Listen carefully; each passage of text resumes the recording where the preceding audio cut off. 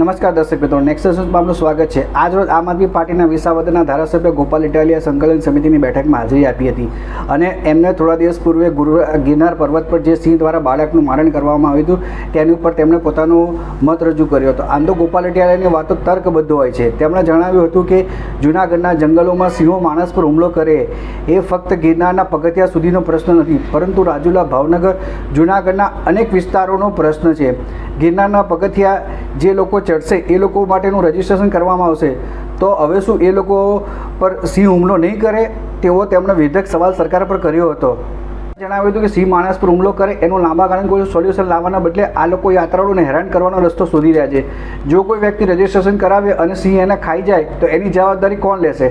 માની લો કે આજે સરકારના ચોપડે 1500 સિંહ છે અને જે દિવસે 4000 સિંહો થશે ત્યારે શું ઘરે ઘરે જઈને લોકો રજિસ્ટ્રેશન કરવું પડશે?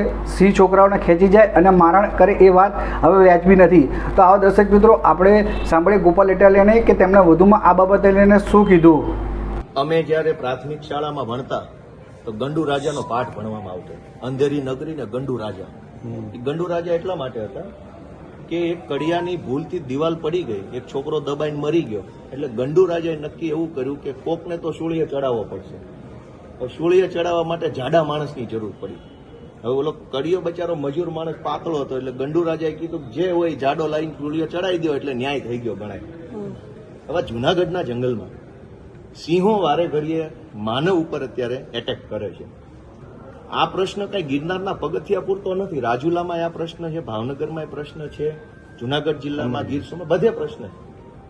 પણ અંધેરી નગરીના ગંડુ રાજાની મીટિંગ ગાંધીનગરમાં મળી અને ગંડુ રાજાએ નક્કી કર્યું કે હવે જે ગિરનારના પગથિયા ચડે અને ઉતરે એનું રજીસ્ટ્રેશન કરશું એટલે સિંહ નહીં ખાઈ જાય। એવું કોઈ તો ગંડુ રાજાને પૂછો કે અમે રજીસ્ટ્રેશન કરીને પગથિયા ચડીએ એમાં સિંહને શું લેવા દેવા?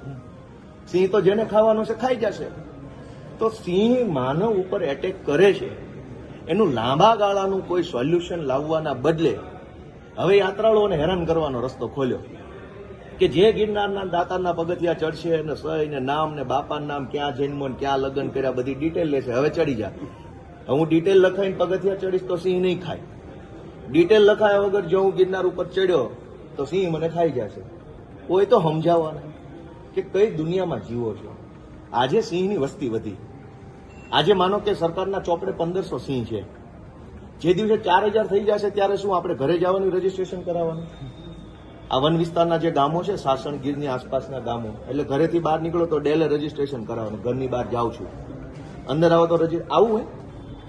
આજે 1500 સિંહ છે અને તકલીફ ઊભી થઈ છે, સિંહના બિહેવિયરમાં ચેન્જ આવ્યો છે, માણસ ઉપર એટેક કરતો થયો છે, તો એનું સોલ્યુશન શું? તો સિંહના મનોવિજ્ઞાનનો અભ્યાસ કરો, એના બિહેવિયરનો અભ્યાસ કરો કે કેમ સિંહને આવું કેમ થઈ ગયું અચાનક। બીજું કે 1500 માંથી 2500 સિંહ જે દિવસે થઈ જશે તે દિવસે એને જગ્યા કેટલી જોઈશે, એટલી જગ્યા ગુજરાતમાં છે કે નહીં?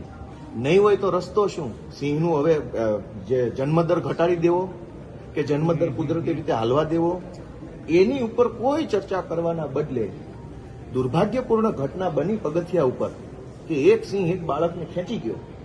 હવે બધાનું રજીસ્ટ્રેશન, હવે રજીસ્ટ્રેશન કરાવીને પગથિયા ઉપર જાઓ, સિંહ ખાઈ જાય કોની જવાબદારી?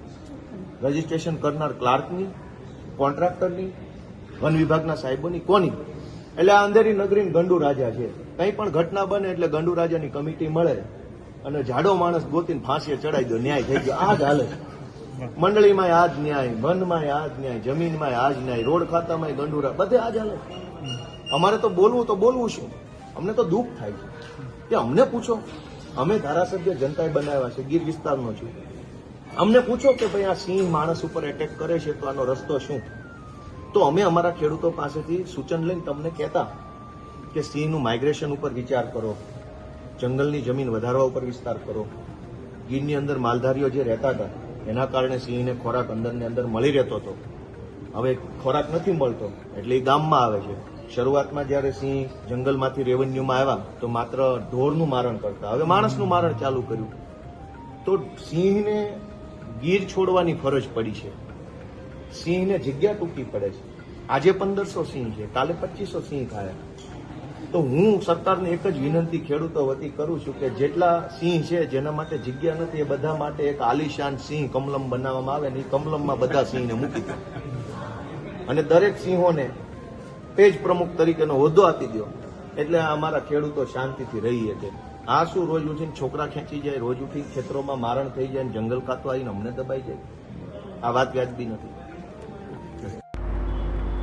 તો દર્શક મિત્રો, આ હતા આમ આદમી પાર્ટીના વિસાવદરના ધારાસભ્ય ગોપાલ ઇટાલિયા.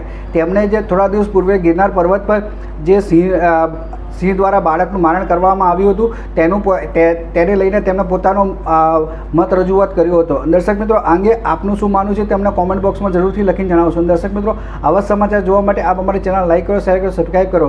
અને જો તમે અમારા અહેવાલને ફેસબુક પેજ પર જોઈ રહ્યા છો તો તમે અમારા ફેસબુક પેજને ફોલો કરો. ઇન્સ્ટાગ્રામ પર જોઈ રહ્યા છો તો તમે મને ઇન્સ્ટાગ્રામ પેજને ફોલો કરો.